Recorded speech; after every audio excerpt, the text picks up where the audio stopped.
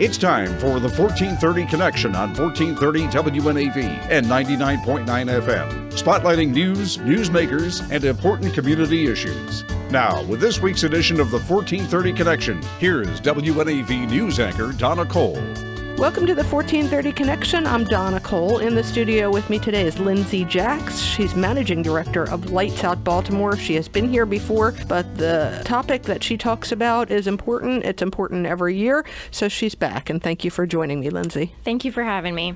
Out Baltimore. Explain to our listeners that might not know what it is, and why it's so important right at this particular moment in time. Yeah, perfect. So Out Baltimore is a project of the Baltimore Bird Club. So we're a 501c3 nonprofit, and we advocate for bird safe design, but we're also walking downtown every fall and spring migration, starting at 5 a.m. or 6 a.m., depending if it's weekday or weekend. And we're actually going out collecting, unfortunately, the birds that are deceased from colliding with glass, but we're also rescuing birds too. So we find a lot of birds that are injured or stunned downtown. And so we rescue them and take them to a wildlife rehabilitator. So we're on the streets during migration season, saving birds. So migration season started when? So for fall migration, it's already started. We're in the middle of it. It starts usually about the middle of August, and it will go to the middle of November. It is the longest migration, and then spring will actually start back up around April and last until the end of May.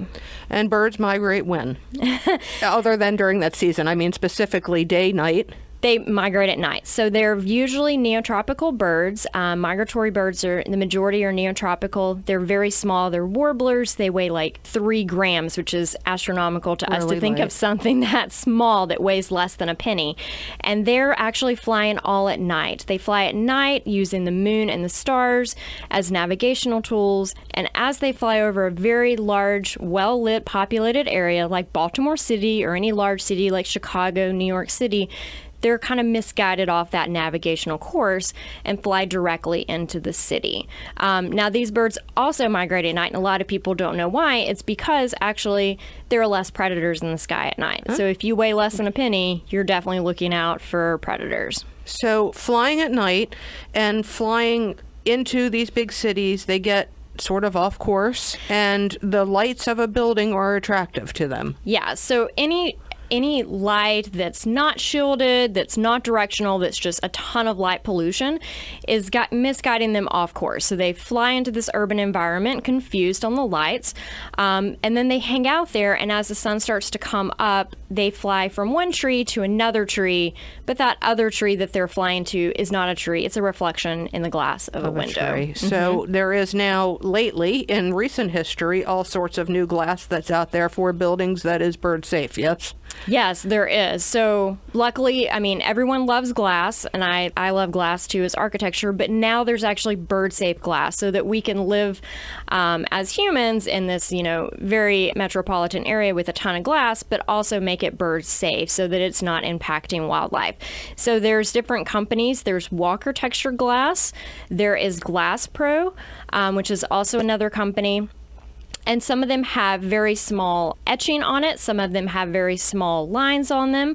But then there's also films, and then there's also paracord that you can use to actually make an area visible. And what we say by making an area visible is that very large hawk silhouette that you put on your window or, on a storefront, that is not doing anything except for that one small section. And that's because birds have different vision than you and I. Their eyes are on the side of their heads as opposed to very in the front like ours are. Mm-hmm. So because of that, as they're flying, they have a very small limited space of vision. So every 2 by 4 inches is the rule. So what that means is every 2 by 4 inches, 2 inches horizontal, 4 inches vertical, there needs to be a visual barrier. It can be as small as, the head of an eraser, but it just needs to be a visual barrier every 2 by 4 inches for birds to see that. And this has been studied and it has been proven. Yes, it's actually pretty incredible. They do this study in Powder Mill Nature Reserve in Pennsylvania through American Bird Conservancy and Carnegie Museum. So that's actually a flight test tunnel. So they put these birds down a flight test tunnel. There is a net at the end, so they're not going to hit the glass, but they're actually able to determine which glass and which bird-safe film and like the paracord boards, which is actually hits a certain rating. Once it hits a certain rating, then it's actually considered bird safe. And for those that are thinking how this stuff could be detracting from the beauty of a home, it's exactly the opposite, because some of the stuff that is available, including the bird safe windows, including the decals, can be completely invisible to you, but visible to birds, or it can add a design element to a home or a commercial building that adds to its beauty, not detracts from it, yes? Yes, and what's actually pretty incredible, if you go to Patuxent Visitor Center, they have a film on the outside. So when you're standing outside the Visitor Center, you can see a film. Lynn Parks, which is that Lights Out Baltimore outreach coordinator, and Chris Siren, they actually designed this film. So Lights Out Baltimore put it up, but when you stand inside the Visitor Center and look out, it's a complete clear image. There you go. Exactly. So there are films that can completely cover the window on the exterior, but when you're inside looking out, it's completely invisible. And again, this is for residential and for commercial, because as many of us do know, we have bird strikes at our homes too. We're going to take a short break. More on Lights Out Baltimore when we come back. This is Donna Cole on the 1430 Connection.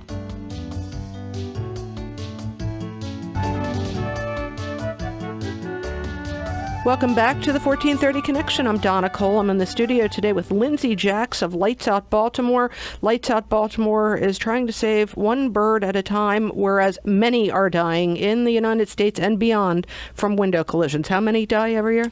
Yeah, so they estimate in North America alone, 1 billion birds die per year from building collisions. A study just came out recently, just in the past couple weeks, that they estimate 4 billion birds migrate each year. So that means that 1 out of 4 of those birds don't complete their migration due to building collisions. In Baltimore City alone, we monitor, just 20 to 25 buildings because we don't have enough volunteers to monitor all of Baltimore City. We're just doing downtown, and we collect about 400 dead birds per year. And that's just 20 buildings, about, 4 to 6 months out of the year. And if you heard that part about we don't have enough volunteers, that to me says, hey, if you're listening to this in Baltimore or the surrounding area and you do not mind getting up very early in the morning and spending 2 hours doing something extremely beneficial, here it is. Lights Out Baltimore. The website is what? Our website is lightsoutbaltimore.org. Very easy. Okay, let's go back to this element of people being concerned about what these things on the windows are going to look like, whether a commercial or a residential.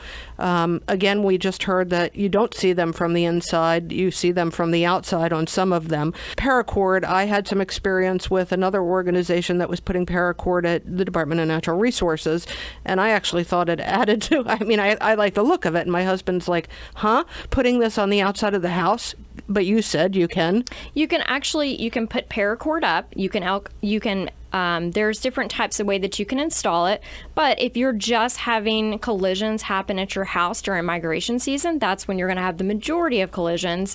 You can take it down when it's not migration season. So anything that you can do during those migration seasons, like moving your bird feeder within 5 feet of your house, greatly reduces bird deaths. And the reason why you move it closer, the closer the better. 1, you're going to get better photos, and 2, you're going to get a better view of the birds. But mainly it's because it reduces the momentum of the bird colliding with the window. So the closer it is, it gives them a destination point from that tree to your feeder. But also if they're at the feeder and they've tried to fly to your window, they have less momentum to injure themselves. Right. And windows also reflecting the plants and trees around it. You do not want to, this is now lessons learned from me, plant things right around your window, right? Correct. So I like to stress the point that it's not all glass. So not all glass is bad. It is where the location of where that glass is. If you have, a window and it's directly across from a tree, you can walk outside at any time of the day and look at that window and say, I can see directly that tree. It looks like a perfect image. If you see a perfect image, the bird sees a perfect image. And wants to fly into that tree even though it's a reflection of. Correct. So not all glass is bad. It is the location of the glass. So I always say if you want to know if you're having a lot of strikes, you may not know if you're having strikes because not all birds that hit go down and stun. Some of them hit, fly off, and later succumb to those injuries.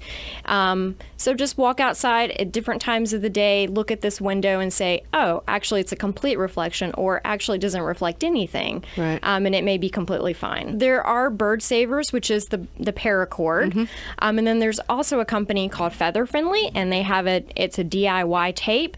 You roll it on, and then as you peel it off, it leaves these small, the size of an eraser head, little white dots. And that is the exact measurement out. So you don't have to measure every 2x4. The tape does it for you. All right, we're going to take another short break. When we come back, exactly what you do during the migration seasons, where you go around Baltimore, and what you've found over the years. This is Donna Cole on the 1430 Connection. We will be right back.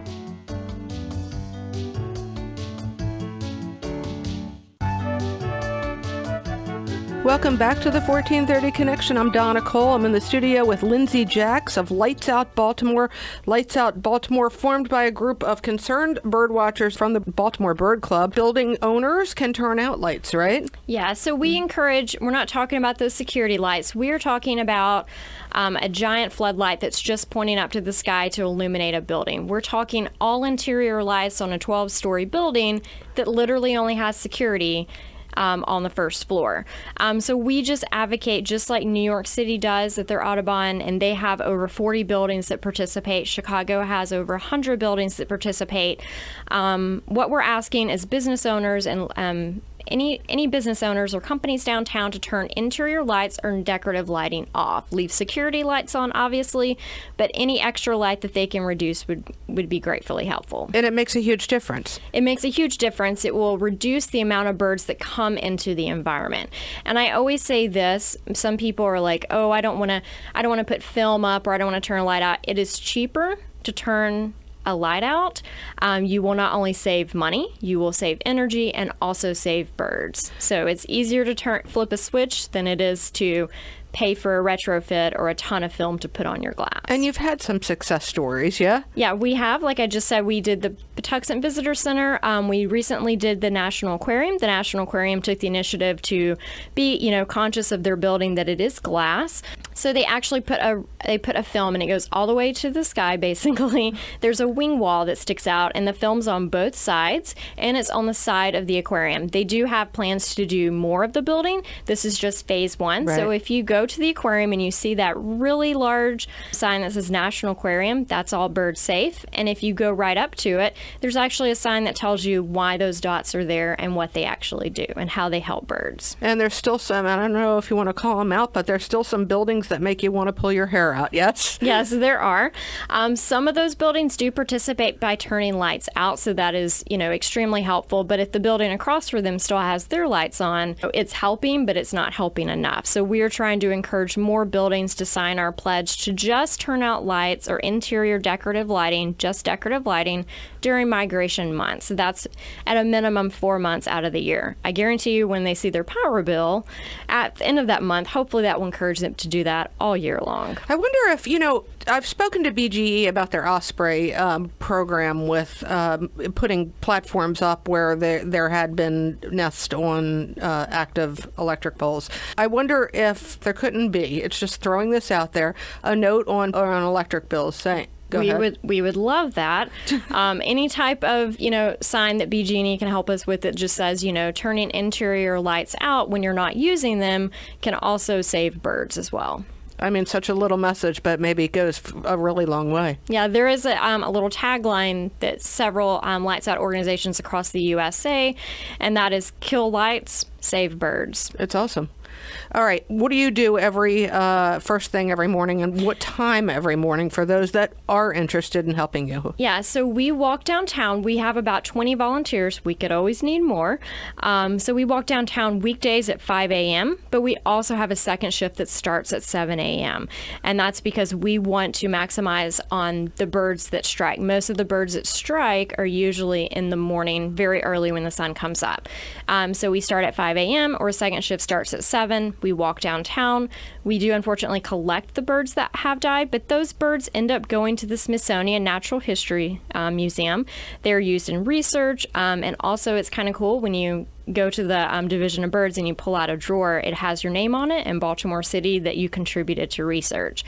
So the dead birds go to them, and all of the rescued birds go to Phoenix Wildlife Center, where they are rehabilitated and re-released. We have a 95% success rate. That's amazing. So 5 a.m. to 7 a.m. or 7 a.m. Or for 7 to about 9? 9 a.m. Mm-hmm. Just walking around collecting the birds.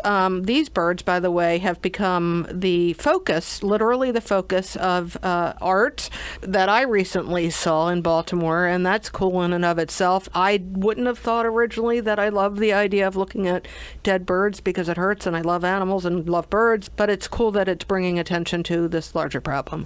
Yeah, Lynn Parks, who is a national artist, she's not just local now, because her art has been all over the nation. She is also the Lights Out Baltimore outreach coordinator, and her art is completely inspired by her work with Lights Out and bird conservation. She had a giant show at the Pill Museum, which is in Baltimore City, which is 4 floors, and it was over 20 different artists, and they all participated and did a ton of bird conservation art. She now has another show that she's participating with Deborah Donaldson, which is at the Flexton Gallery in Hamden. So I think Lynn is on like her 10th show now. It's just amazing. Again, I wouldn't have thought I liked looking at this. It's not about looking at dead birds. It's about getting this message out there, and any way you can do it, hats off to Lynn. Mm-hmm. All right, what have I missed that you want to communicate to people? Turn the lights off. Put something on your windows. The 2x4 rule. Commercial building owners, come on. It's easy. You're going to save money, right? Yeah. So if you have a business, know someone that has a business, turning interior lights out. If you're a homeowner, move your bird feeder 5 feet or closer, and try to look out and find what problem area there may be. You may have a problem window, and think about ways that you can figure that out and how to retrofit it. And you can go to our website at lightsoutbaltimore.org. We have a home solution page for homeowners as well as for business owners. People that want to do something in their own communities beyond at their homes or their commercial buildings, because Lights Out Baltimore is Baltimore. We're in Annapolis, listeners on the Eastern Shore. What can they do to help? How do they help? Oh, definitely. There is a ton of citizen science or community science, whatever you want to call it. You can go out. If you see a bird that's completely down and it's dead, unfortunately, and deceased outside of a glass window, you can guarantee that it struck that glass, especially this time of year. There is an app called iNaturalist. You can actually take a picture of it on iNaturalist and record it under bird window collisions. That is a global database, so you could go anywhere if you go on vacation, anything. And the reason why it's important to record that data is it gets a bigger scope. So we're saying 1 billion across North America. It could be greater than that. And that's a guesstimation. So getting closer to that actual number will help researchers and, hopefully encourage business owners and residential owners to do something to solve the problem. iNaturalist. App on your phone. Easy enough. Take a photo of the bird, upload it, and you're helping solve this issue. And you don't even need to know the species of the bird, because the app will tell you exactly what species it is. That's amazing. Mm-hmm. And if you do find an injured bird, you can go to the DNR page and find a listing of any wildlife rehabilitator that can take and help that bird. Lindsay, thank you for the work that you do and for joining me again here. Oh, thank you. This is Donna Cole on the 1430 Connection. We will see you next week.